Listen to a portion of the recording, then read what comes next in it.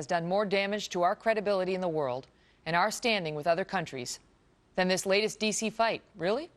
Joining me now, former Alaska Governor Sarah Palin. She's a Republican and was the 2008 vice presidential candidate, and she's a Fox News contributor. Governor, good to see you again. Your thoughts on that remark by the president?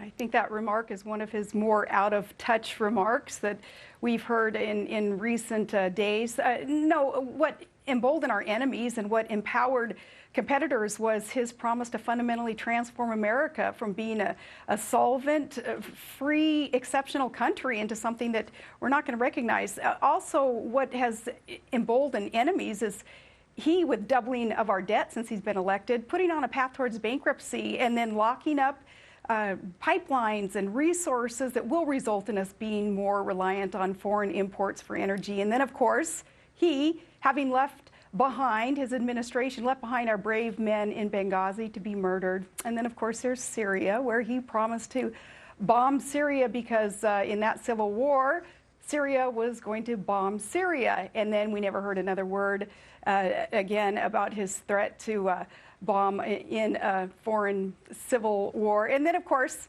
most recently, Megan, he using our military, those who would fight against our enemies, our military, our vets, shutting down their memorials and holding them hostage in terms of budget deals, threatening to withhold paychecks for our brave men and women. Well, listen, as for economic, let me jump in because I want to get corporate tax rate, the second highest in the industrialized world. I want to ask you a question, that empowers Governor. our competitors. Let me get this in, because you heard Ed Henry talking about the hit the Republicans took on the generic ballot, and there are a lot of people who watch and say, okay, I stood with Ted Cruz, I stood with Governor Palin, I stood with those who took a principled stand on issues like debt and Obamacare, but I don't want to lose the House of Representatives because it's the only body that the Republicans hold. And these people who see the way you do, they don't want to lose that body. So your thoughts on how the generic ballot has been affected negatively for the Republicans, according to what Ed just reported?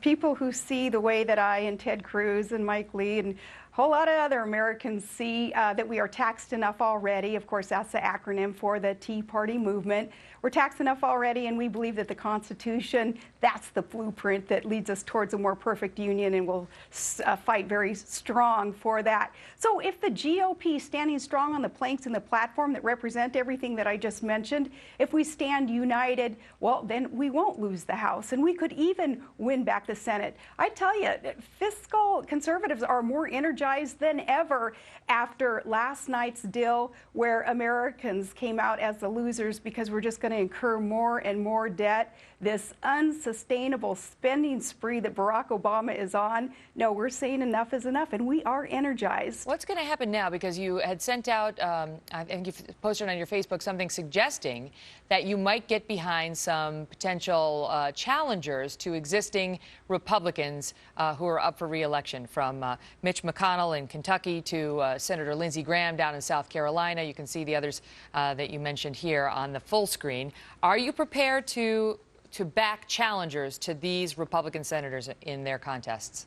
I've been saying for years that robust, competitive primaries make for a better political system. It makes people work harder and express more articulately what their record is and what their intentions for our country is. So as for the individual races, I'm going to see who the opposition to the sitting kind of status quo politicians are, and we'll go from there. But Megan, here's the deal. What we're talking about right now, the enemy of America's economic freedom is this fundamental transformation of America. The enemy of the enemy is my friend, is any common sense conservative's friend. So we do have to consider a politician's record, truly what it is that they intend to do to stop this fundamental transformation and this stripping away of our economic freedom. And those who can't stand strong to defend our republic, to defend our Constitution, heck yeah, they've got to be primaried. Otherwise, we're going down. Governor Palin, thanks so much for your thoughts on it. We appreciate you being here. Thank you. Well, the president this morning claimed the political mess in Washington is being made worse by